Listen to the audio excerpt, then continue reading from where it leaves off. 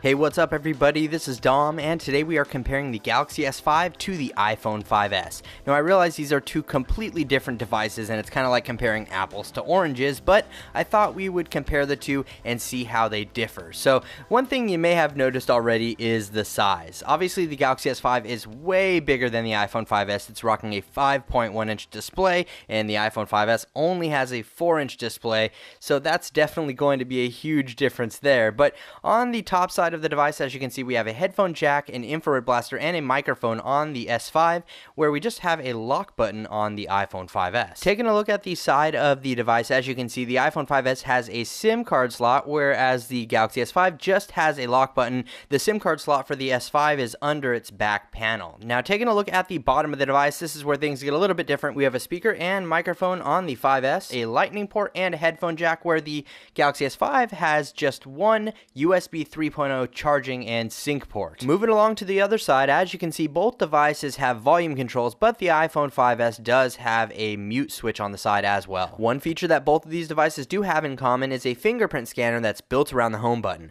Now the iPhone 5S is a bit easier, only requiring you to rest your finger on the sensor in order to activate it, whereas the Galaxy S5 actually makes you swipe across the home button to use it, but it does allow you to make mobile payments using PayPal. Now like I said, you do have to swipe your finger across this in order to set it up and whenever you would like to use it, and you got to be pretty precise with your swipes. If you don't do it exactly the same, it's going to give you a little error and tell you to do it again. But it was fairly accurate in my testing, though I think it's a lot easier and smoother on the iPhone 5S with Touch ID. Taking a look at the backside of these devices, the S5 overrules the 8 megapixel camera found on the iPhone 5S with a 16 megapixel camera that's capable of shooting 4K video at 30 frames per second. And oh yeah, there's also a heart rate sensor in case you cared about that for some reason. I don't know. I don't find it to be that big of a deal, but it could be helpful for people that are into that kind of lifestyle that really need to check their heart rate every once in a while and want that feature on the back of their phone. So props to Samsung for adding that into the Galaxy S5. On the front side, both devices do have front-facing cameras and the appropriate sensors, but that's just about all you'll find here. One last thing I wanted to take a look at is this accessory. It's actually a backplate for the Galaxy S5 that will enable wireless charging